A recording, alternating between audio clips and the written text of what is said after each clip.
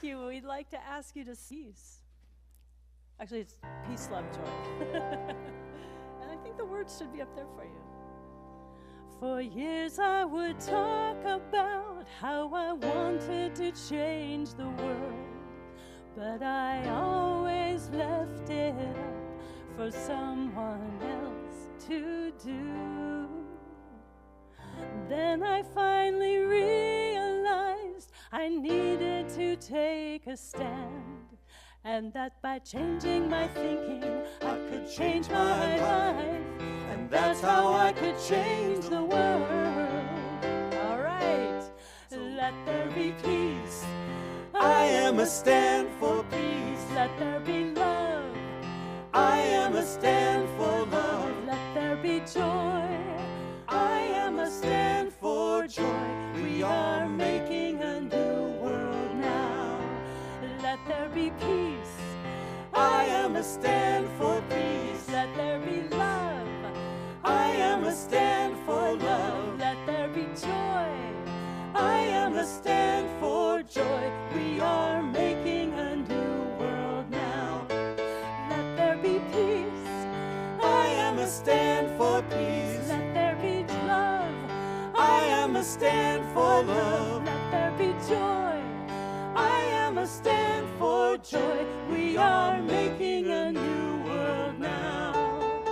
We are making a new world now. We are making a new world now.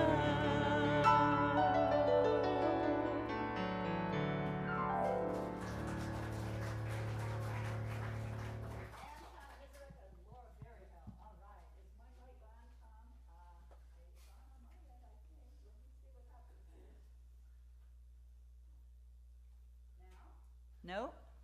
Yes. I was off. Okay. I guess it was taking an extra hour's sleep. Good morning, everybody. So good to see you, and congratulations. Well, you know, it's always spring when people arrive an hour late. Sometimes they walk in at the very end of service because an hour later, but usually people arrive early in the fall, which a few of you did, which is fine. But welcome to Center for Spiritual Living Rogue Valley in partnership with Unity of Medford. I'm Kimberly Hawkins, Spiritual Director here. It's always good to greet you and to see your faces on Sunday morning. We are a radically inclusive, spiritually progressive faith community teaching tools that transform personal lives and help make a world that works for all. If you're here for the first time, I'm not sure there is anybody here for the first time, we'd just like to give you a little love. There's always a joker who wants to raise their hand. Yes. Is that Will, or are you here for the first time? You truly are. Is that Will? I can't see. I can't see from my lights. Okay. Also, a big welcome to those watching us online, whether you're watching live now or on the recording later on. So I want to introduce a few people you've already heard and probably know, our delightful musicians, Laura Berryhill and Anton Mizurek. So good to have you here. Reverend Kim Bebo will be doing our invocation and reading this morning. Rev Kim. And Morel Wyeth, who is a Practitioner 2 student, did our meditation and is sitting high watch, praying throughout the service for everyone's highest and best good. If you haven't already done so, I invite you to put your cell phones off or in airplane mode.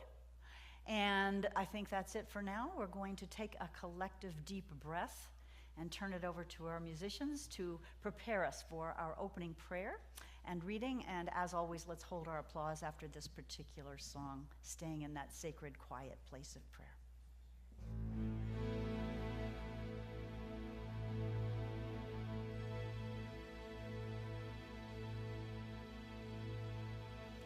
The hills are clad in purple, and the trees are clad in gold.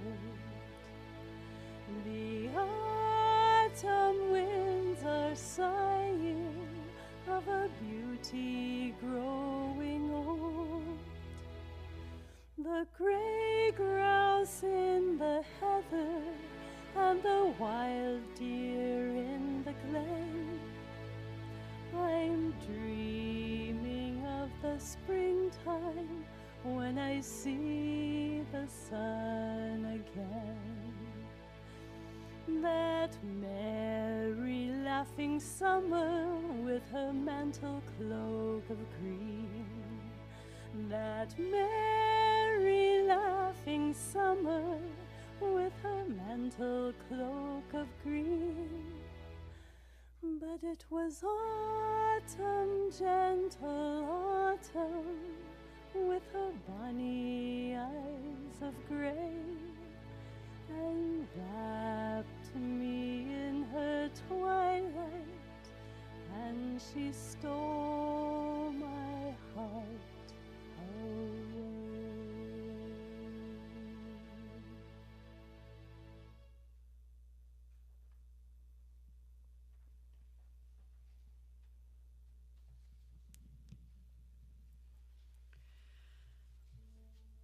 And as we breathe into this incredible day that actually has sun,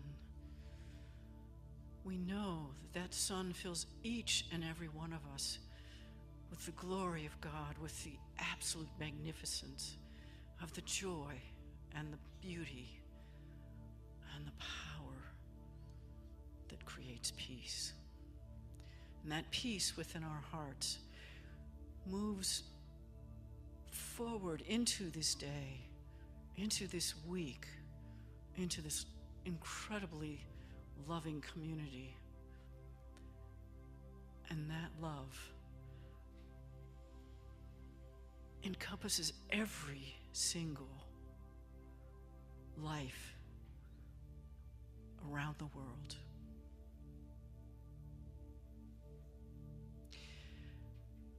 And in this moment, in this very space, our love, our peace is ours. It is each and every one of us, in each and every one of us. It is how we express our lives. And in that, I am so grateful for the people who make this whole service possible, including all the musical technicians, the musicians, the ushers, Vivian, and Reverend Kimberly, and those who are holding the high watch and praying. I am so grateful for all of that. And I release this into the law knowing that is totally so. And so it is. I'd like to read, as soon as I put my eyes in, a little. I feel like I'm got this way in my face. A poem, a writing by Rumi, a Sufi mystic. The guest house. This being human is a guest house. Every morning, a new arrival. A joy, a depression, a meanness, some momentary awareness comes as an unexpected visitor.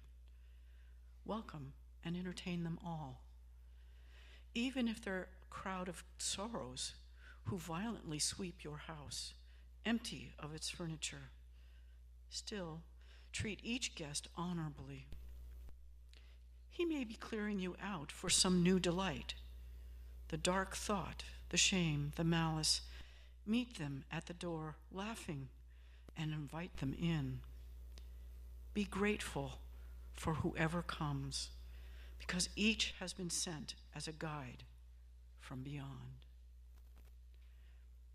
And just a little short Rumi. Respond to every call that excites your spirit. Thank you.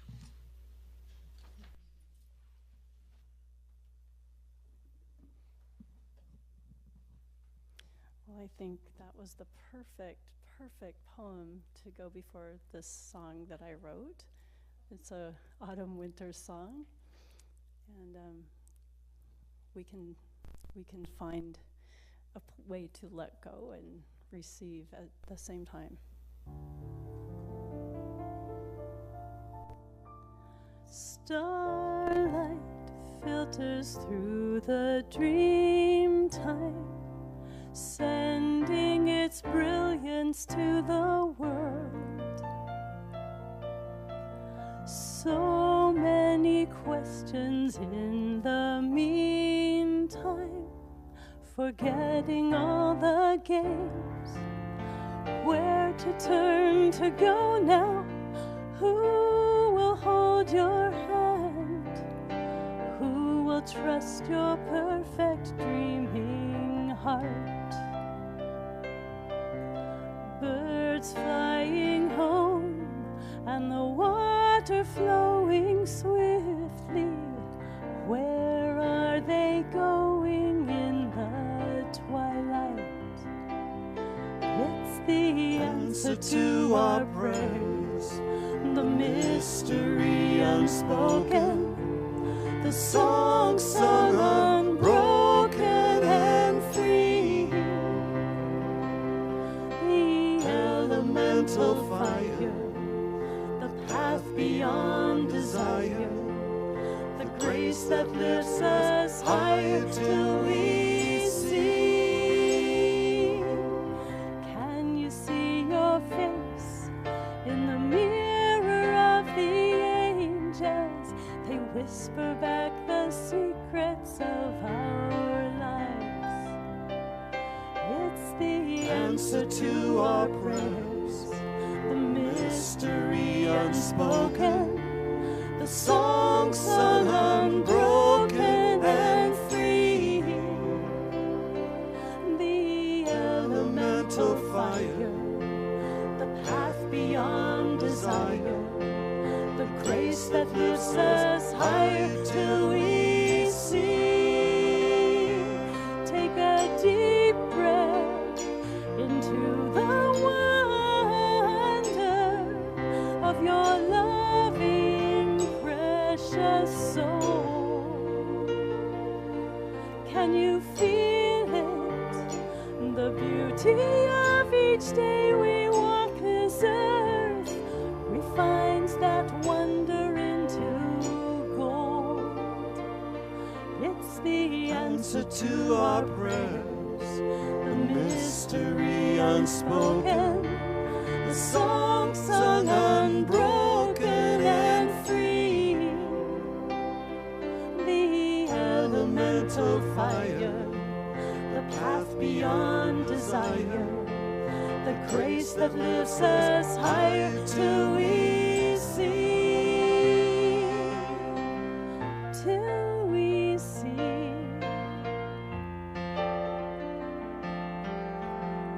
till we see,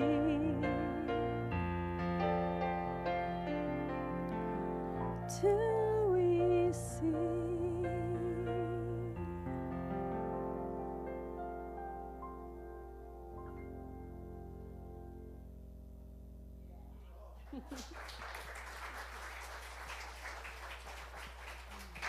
All right, I didn't hear you say that. Is that an original?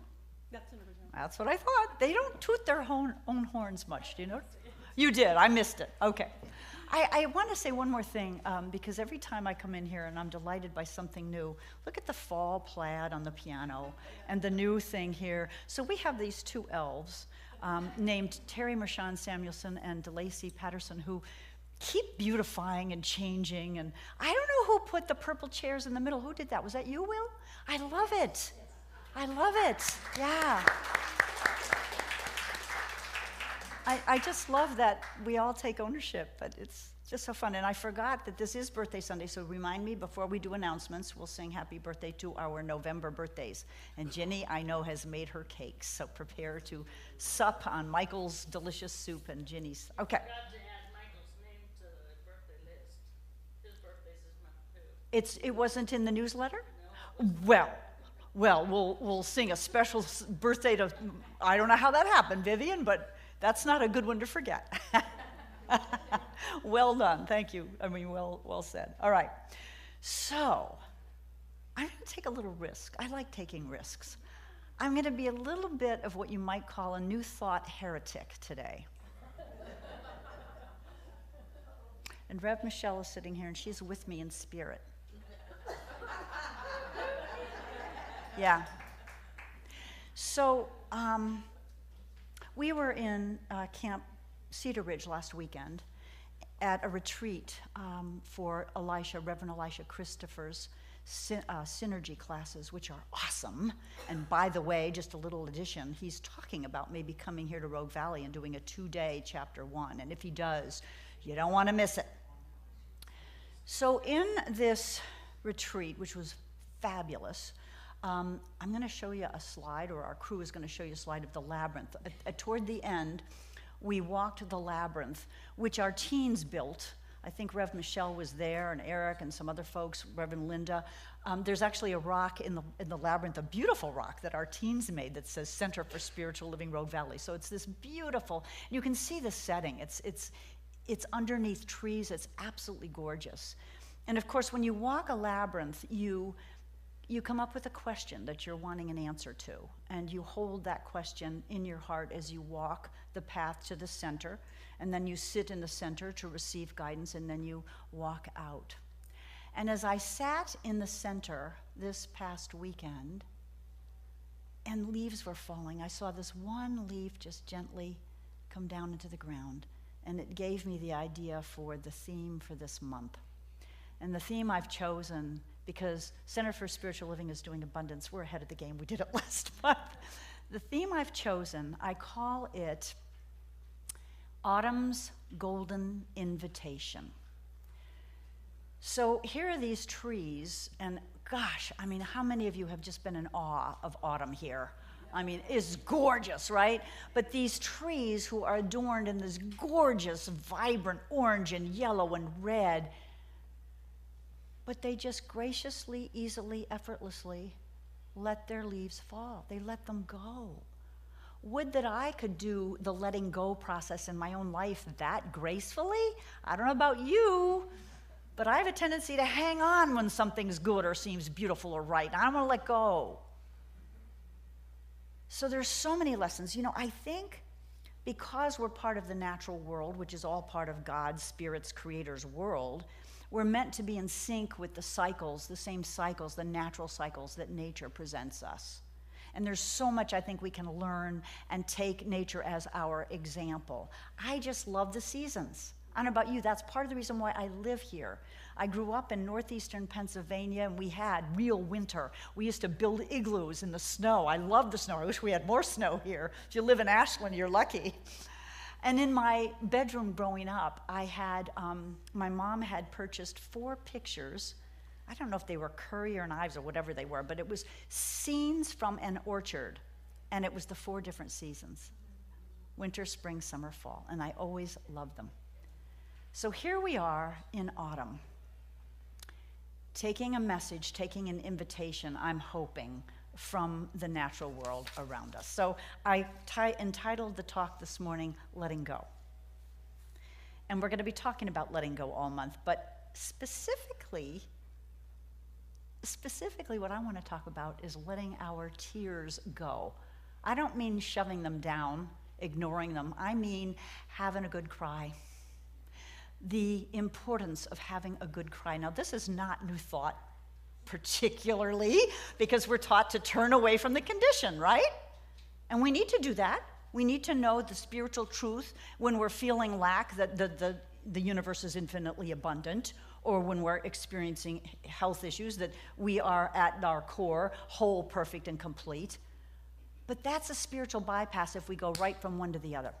My mom, growing up, when I was a teenager, around that time of month, I used to get the blues. Anybody else, women in here? As a teenager, right? Hormones, right? And my mom always used to say, have a good cry, you'll feel better. There's real wisdom in that. Have a good cry, you'll feel better. So after this incredible weekend of heart-opening retreat activities, we did Universal Dances of Peace, and we played out Theseus and the Minotaur mythology. We dressed as our avatars. I was a mage, a wizard.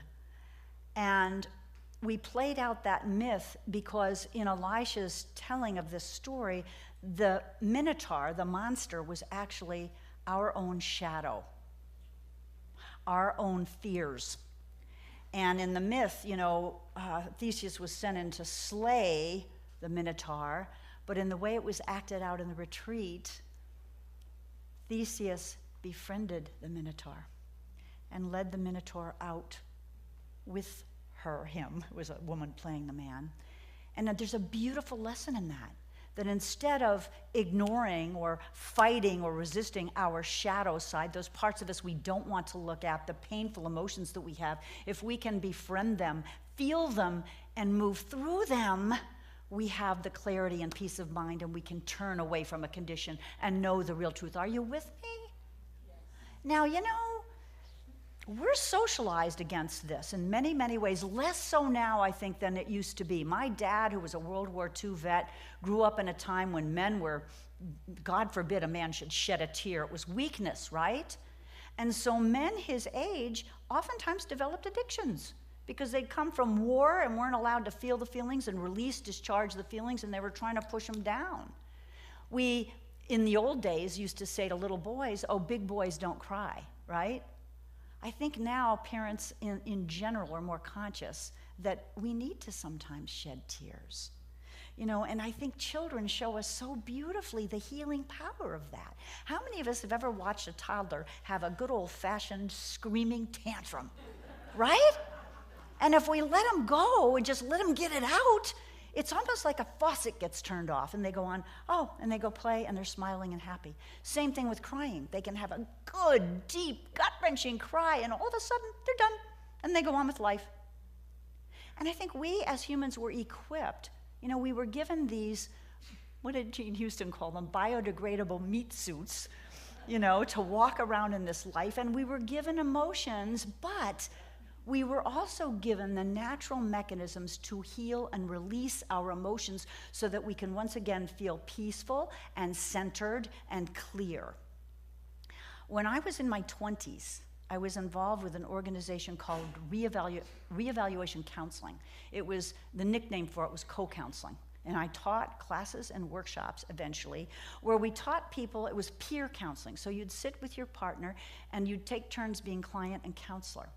And mostly you would listen deeply, but if a person was near emotion of some sort, anger or grief, you would either notice it and say, what are the tears about? Or I see tears. Or you would repeat something, maybe you'd have them repeat, say that again. So that we encouraged the discharge process. We encouraged the crying. Because the theory in reevaluation counseling was when we are feeling painful emotions, we are not thinking clearly. Think about how we have evidence of that in our language. I was scared out of my wits. I was so angry I couldn't think straight, or I was so angry I saw red, or I was stricken with grief. You can probably think of some others. When we're in that painful place of emotion, we can't just change our thinking to something positive. How many have ever tried an affirmation and it just didn't work? Right? We have to be willing to feel. We can't do what has been called a spiritual bypass. Oh, la, la, la, God is good, everything's fine, I'll be fine, I am fine. Sometimes we have to face the Minotaur, the shadow, the tough feelings. And I don't know about you, but here's what happened. On the way home from that retreat, I had my heart open so wide. I listened to our service that had happened Sunday morning here with Reverend Stephanie Clark and Anton and Mizrak and Andy Anderson. And I heard Steph's story. And if you weren't here last week and you haven't heard, please listen to the recording. Because Rev Stephanie told the story of being in some kind of a meeting, a workshop, where Israelis and Arabs were lined up looking at each other in the eyes, and it was hard at first for them to look at each other, and slowly they began to do so until one woman, I don't remember if it was a Palestinian or Israeli, they were in different lines, right, hugged the woman across from her, and tears flowed, and everybody down the line. I'm listening to this on the way home, crying, because it was so symbolic. For that to happen between Israelis and Arabs is so symbolic of what could be happening in this country with the reds and the blues, the liberals and the conservatives, and how demonizing this dialogue has been. But this is what's possible. And then I got to the end of the service, and these two with Andy, sang Daniel Nahmad's song, One Power. And again, blah, I'm crying my way home. And you know, when I got home, I realized, I don't know about you, I bet this is true of a lot of us. I've been walking around trying to cope with a lot of feeling the last few months, a lot of feeling. And, you know, I'm a pretty happy person in general, but sometimes I felt down, and I realized it's fall now, it's raining. Oh, when it rains, typically, I have considered that a personal invitation to look at my own need to cry. What storm clouds are existing in my own psyche that need to be released? And boy, it's been raining a lot lately. So in this case, nature's golden invitation, one of them is to take time to be still, to feel what we're feeling, and give ourselves the chance, as my mom would say, to have a good cry if we need to do so. It's healing. Because once we discharge that, when I was a counselor, I used to have a plastic baseball bat in my office. And if someone was working on anger, I would encourage them to hit the bat on a pillow and scream. And it's a way to release anger. Now, I'm not suggesting we scream at the person we're mad at. That's probably not usually the best thing. But to release it so that we can think clearly. And then we can change our thinking. And then we can know the spiritual truth. Right? Does it make any sense? All right. Let's see what I'm missing here.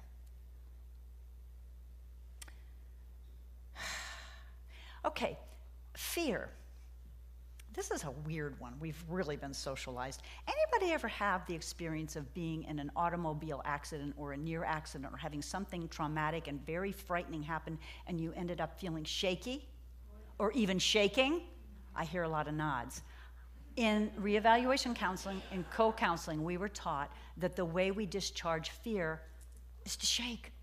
And sometimes we can do that. We can just go, if you're going to give a speech, because, you know, public speaking is one of the top fears, right, of most people. If you just got up there and went, you know, before you got up, and just release some of it, you would feel better. So crying, laughing. When we get embarrassed, we kind of naturally giggle, don't you? Laughing releases. The other release is just telling our story, but not in a repetitive way. We've all probably been guilty at one time or another, or had a friend be guilty of repetitive, you know, telling the story again and again and again, and that's not healing. It's staying stuck. But when something is fresh, to sit with a trusted friend or a practitioner or a minister and tell the story, to share what's going on, to share your feelings, is another way to discharge the feelings so that we can think clearly. And it's a gift we can give each other to really listen to one another. So I'm going to invite us to check in with our feelings, you know, to just do a check-in and allow ourselves to feel so that we can release and be lifted up again. I found this poem. It's fairly long. It's by Chalon Harkin, my new favorite mystic poet, modern mystic poet. And I invite you, if it's comfortable, to just close your eyes. She calls this cleaning your heart. There's crying, and then there's crying. Crying is the act of the true warrior, that deep grief that cleanses the heart, that wrings out the ancestral line of its ancient pain, that reaches back to the beginnings of every oppression you've ever known, which shares a chord with all oppression, and finally kisses even that wound with light. Crying allows you to dive into and beyond the dark that has held back countless generations from their gifts and desires and truths.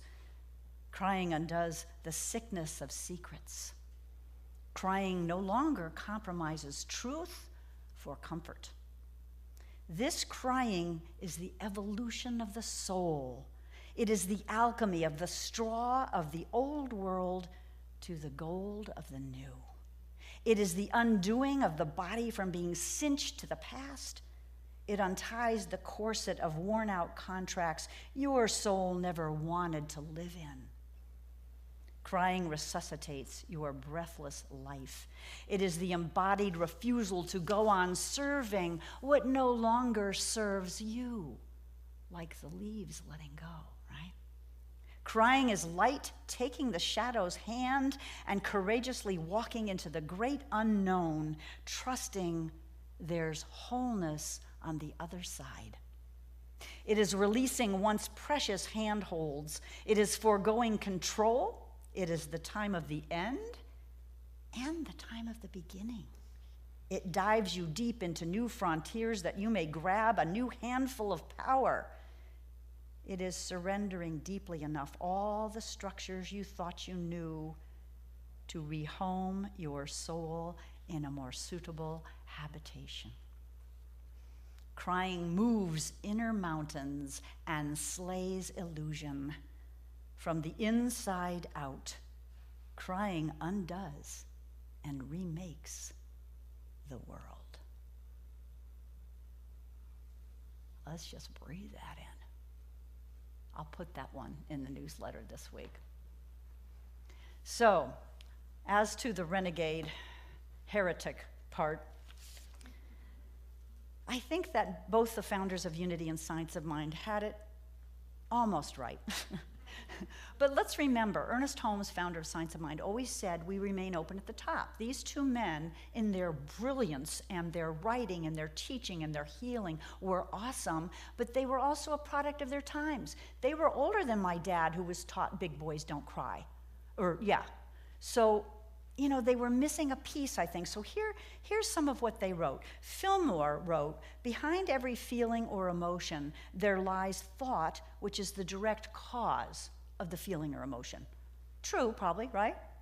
To erase a feeling, a change of thought is required. Yes, I think that's true, but, like I said, we don't necessarily have a switch. We see the children who cry, it looks like a switch because they allowed themselves to feel and release. So there's a piece missing in there, I think, sometimes. Fillmore also acknowledged this, and I think it's so true. Negative emotions produce depressing and poisonous chemical changes in the tissues of our bodies, right? When we're holding on to anger, resentment, whatever, even grief, it can produce physical illness. There's this mind-body connection. He was well aware of that. In fact, Myrtle Fillmore cured herself of tuberculosis through prayer, right? Whereas, Fillmore goes on to say, positive emotions produce life-promoting changes, so it pays to think good thoughts.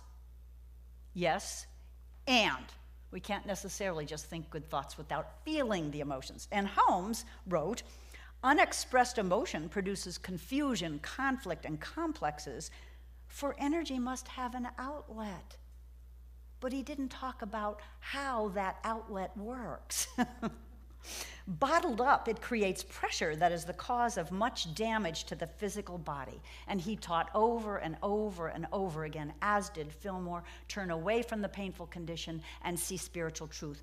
Absolutely. But let's not forget the middle step. To slay the Minotaur, we need to embrace the shadow.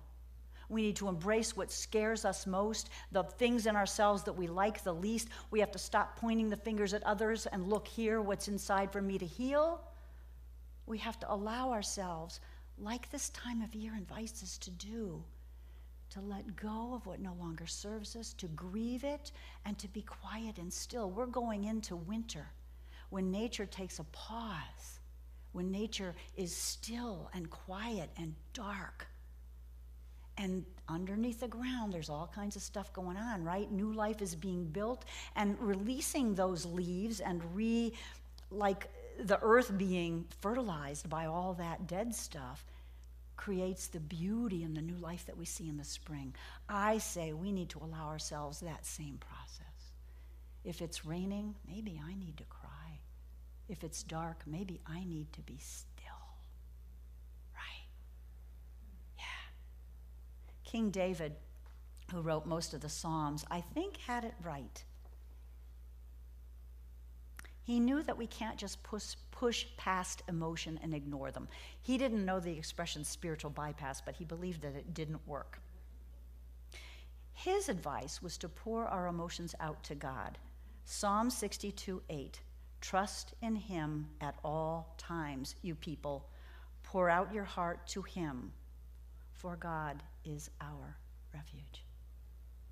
So I say to a friend, to a practitioner, to a minister, to your journal, or absolutely. We teach this affirmative prayer, which is beautiful and powerful, but maybe we just need to sit and cry to God who loves us. I'm having trouble here. I need to cry, I need to get angry, I need to let out the emotions so that I can think clearly and be centered in the peaceful knowing that all things work together for the good, for those who love God. My mom, allow yourself a good cry. You'll feel better. And so it is.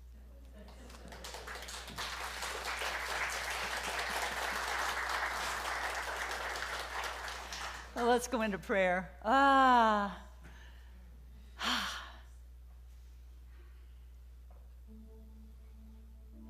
It's interesting, I was looking up, not that our ceiling is beautiful, but you know, there is this presence, and we tend to think of it as up there, and it's up there, it's transcendent, it's all around us, through us, in us. It breathes us. We are breathed by that very presence that birthed us. That presence of power, of order, of love, of peace, of good is everywhere present. All things are possible through Father, Mother, God, our Creator, our source. All things are possible. It is this source of all good. And just as when we feel lack, we need to remember that God is our source. It's not our trust fund. It's not our paycheck. It's not our family. God is all giving, all knowing, all loving. And since he gave us these meat suits and this ability to heal from emotions, let us remember that it's okay. It's not weakness to let out emotion. It's healing. It's being the warrior. It's embracing our shadow and our difficulties. So as we are one with the natural world, we are one with all that is. We are one with nature, with God, with infinite presence, with infinite good, with infinite love. I know this week, as we face our national election together, that we can continue to feel the difficult feelings, to release them, to allow ourselves to change our thinking and know there is no other. There is no other. We are one. I invite you as well to come on Election Day and sit in silent prayer, listening to readings, however long you want to come. 5 minutes, 50 minutes. We will be here holding vigil from 9 to 4:30 on Election Day. Because we know, connected to source, speaking truth, allowing ourselves to feel our feelings and move through them allows us to know truth, to be truth, to live truth. To live from that knowing that we're one and we can't be separate from God or from each other.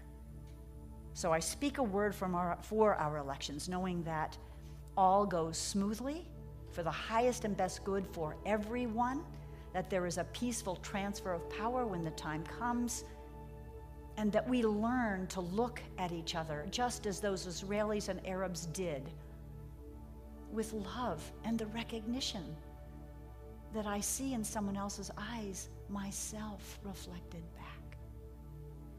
In gratitude to speak these words, and gratitude for the freedom here to be a spiritual heretic, I release these words in great gratitude for this community, for this life experience.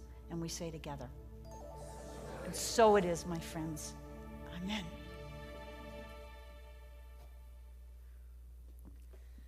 Well, normally we don't stand for the song after the talk, but this song, you have an opportunity to clap. We can really do some of that release that Reverend Kimberly just talked about. So if you would like to, please do stand. And there will be words up here. There was a time in my life I thought I had to do it all myself. I didn't know the grace of God was sufficient, and I didn't know the love of God was at hand. But now I can say, if you are discouraged,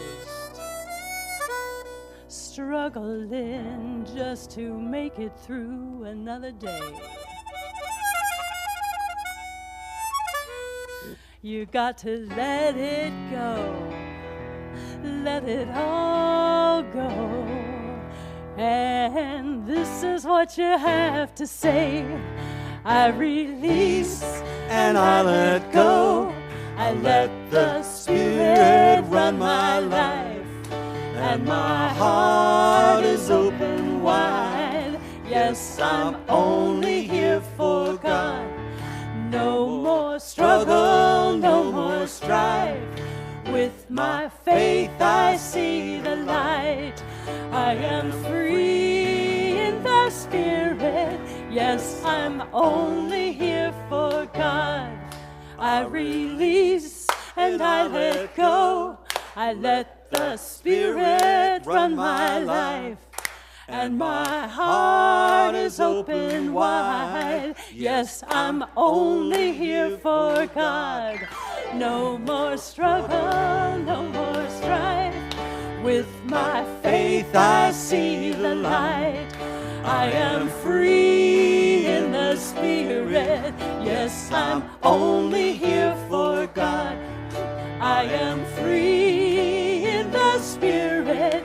Yes, I'm only here for God.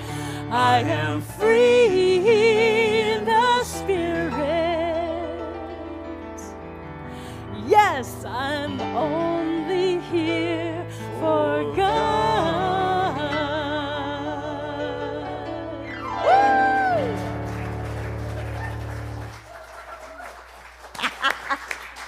Oh, yeah. Oh, yeah. All right.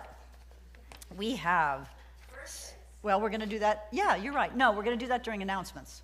Announcements. This is the offering. So I'm going to invite Will and Vivian forward, our ushers. And we've got purple chairs now on the aisles, and underneath the purple chairs are envelopes. If you need an envelope for cash donations, that's where you can find them, or you can get them as you come into the sanctuary, because the chairs don't have backs with things on them.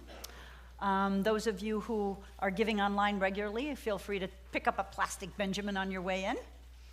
And let's see, the other thing I want to mention is we did distribute pledge cards, so we'll be collecting those also. You can put them in the basket or put them in the basket at the back of the sanctuary. And if you haven't gotten a pledge card yet, please pick one up on your way out. So let's do our giving affirmation. You ready? Graciously I give from a place of love, knowing that as I give, so do I richly receive. And so it is. So it's Diwali in South Asia. We're going to do a Diwali song for you. Bailini ayo timro agana.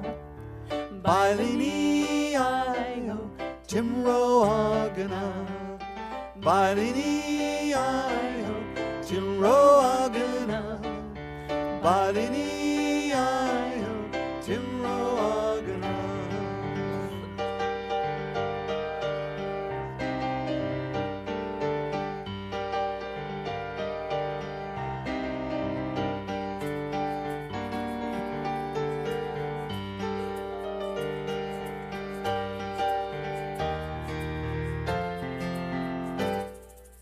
Bailini ayo timro agana.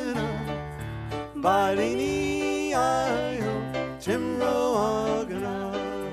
Bailini ayo timro agana. Bailini ayo timro agana. One more. Bailini ayo timro agana. Bailini ayo timro agana. Woo. Thank you. Yeah. All right, birthdays. If your birthday is in November, would you kindly stand so we can sing to you? Remember, it's happy birthday, we sure do love you. November birthdays, anybody? Diane, so good to see you. Sylvia, all right. Ready? No, I have to stand up too. Oh, okay. And Michael, Happy birthday to you. Happy birthday to you. Happy birthday, happy birthday.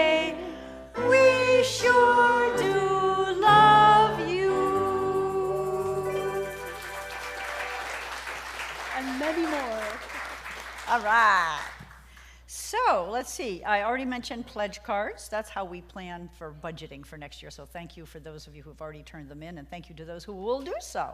Let's see. Our practice, as I mentioned before, our practitioners, let me say that again.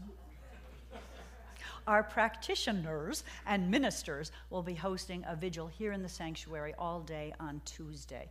I'm taking the 9 to 10:30 shift, and we have other people.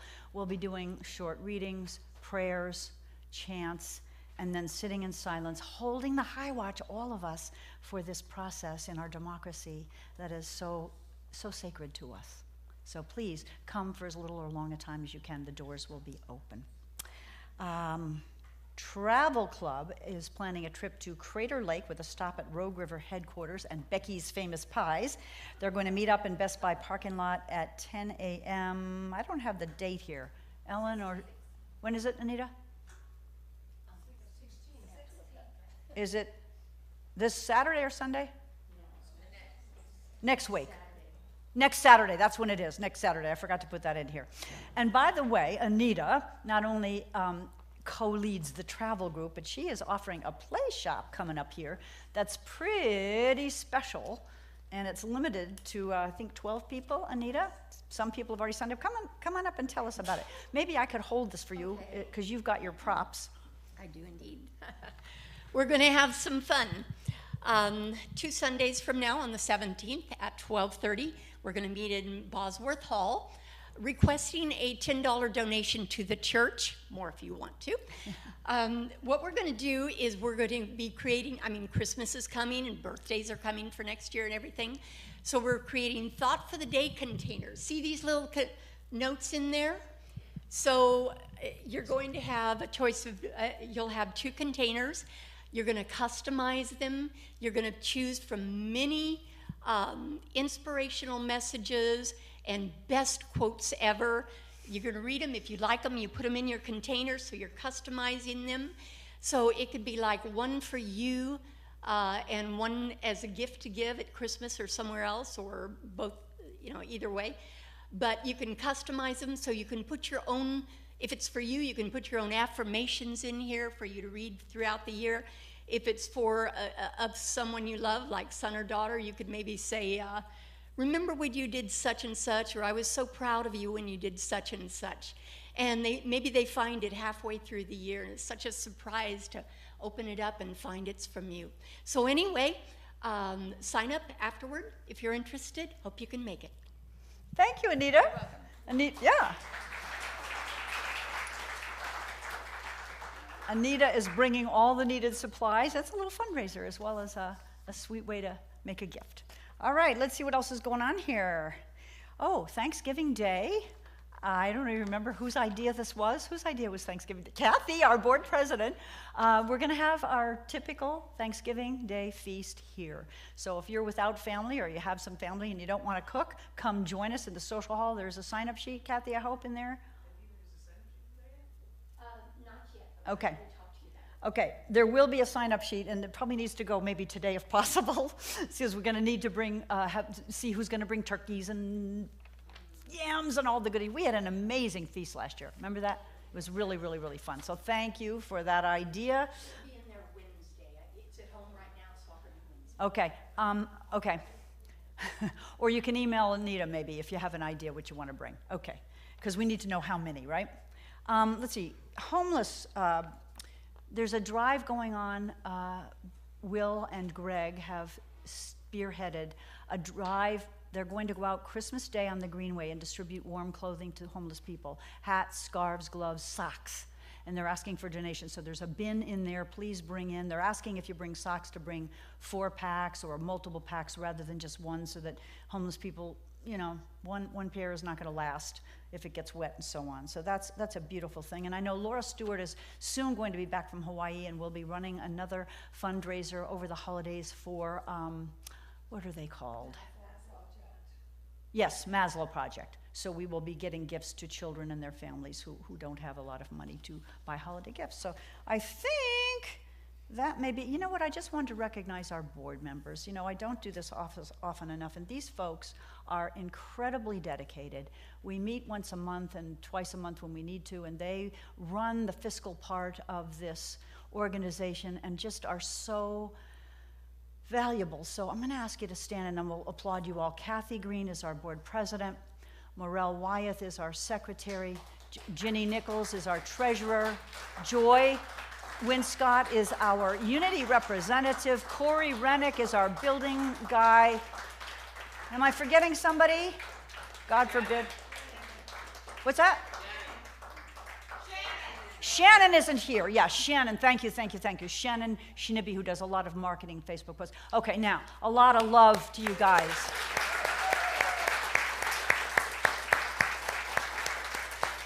And I'll recognize Carol Wythe, who I don't... Oh, Carol's here. Carol sits high watch for us every meeting. And Carol, you are so invaluable. We love you. Thank you. Stand up for a sec. Come on. Yeah. So I just can't tell you, if you could be there, and Carol knows this, this group is so positive. We work on consensus, which means we have 100% agreement before we take any action. And they are an amazing group of conscious people. So thank you all so much. Okay, so I think that's it. We have a few minutes, so don't forget you can sign up for our e-newsletter in Bosworth Hall. There's a sign-up sheet, I think, in there now for name tags, if you're not getting a name tag. And join us, please, after service for Birthday Boy Michael Sunday's soup and Ginny's delicious cakes. And let's see, there was one more thing I wanted to do. What was it? Ooh, what was it? Ah! The memory improvement class. Laura!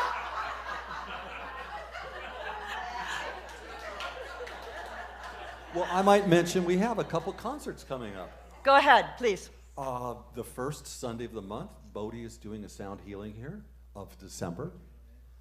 And the last Sunday before Christmas, myself, Laura, Alyssa, and Mitchell will be doing a Christmas Carol sing-along here after church. And when is that again, Anton? The last Sunday before Christmas. 22nd. Yeah, which will be awesome. Yes. Yeah, and I'm sure we'll be decorated. Okay, I know there was one more thing. Let's have practitioners and ministers come forward. As always, please don't leave here with a heavy heart. They're standing by to pray with you, for yourself, or anyone else who you would like prayer for. And nobody else can tell what was in my head that I wanted to add. All right, I may ring a bell in the social hall and make my announcement. All right. Okay, I have a little quote I wanted to read for our benediction, if I can find it. Let's see. Kimmers, can you hand me that paper? This is from Lao Tzu. Actually, it's from the Tao Te Ching. When I let go of what I am, I become what I might be. When I let go of what I have, I receive what I need. So let's be like the trees, willing to let go of what may no longer serve us. All right. Time for our closing song. All right. If you're able, stand. Stand. We're going to close with the peace song.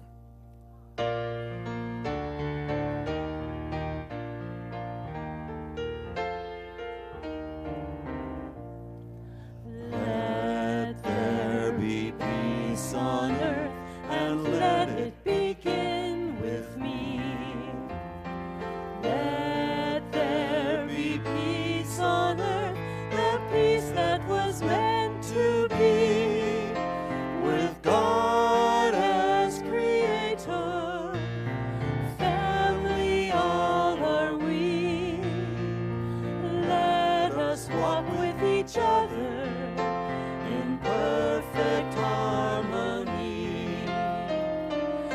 Let peace begin with me. Let this be the moment now.